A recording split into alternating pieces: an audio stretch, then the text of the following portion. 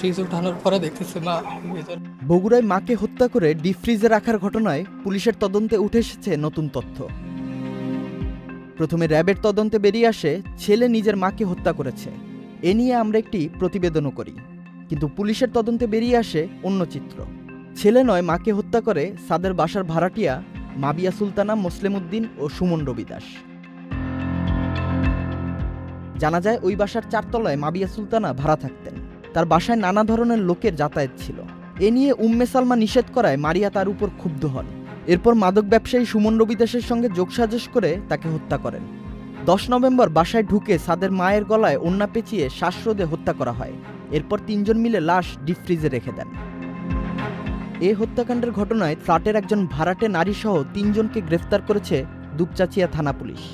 তারা ডাকাতির উদ্দেশ্যে উম্মে সালমার বাসায় ঢুকেছিলেন এবং পরে তাকে হত্যা করেন বলে পুলিশ জানায়।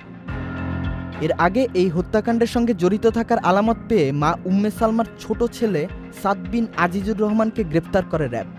গ্রেপ্তারের পরদিন বগুড়া ক্যাম্পের অধিনায়ক মেজর মোহাম্মদ এহতেশামুল হক জানান, সাদ এই হত্যাকাণ্ডে জড়িত থাকার কথা স্বীকার করেছেন। এদিকে তদন্ত কর্মকর্তারা জানায়, ছেলে সাদ বিন আজিজুরকে রিমান্ডে নিয়ে জিজ্ঞাসাবাদ করা হলেও মাকে হত্যার কথা তিনি অস্বীকার করেছেন। প্রাথমিক তদন্তেও উম্মে সালমা হত্যাকাণ্ডের সঙ্গে সাদের সম্পৃক্ততা মেলেনি।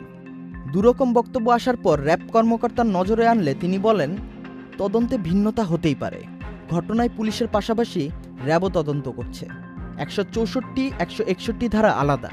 এখানে র্যাবের অন্য কোনো উদ্দেশ্য ছিল না, তবে তদন্তে গাফলতি থাকলে তা খতিয়ে দেখা হবে।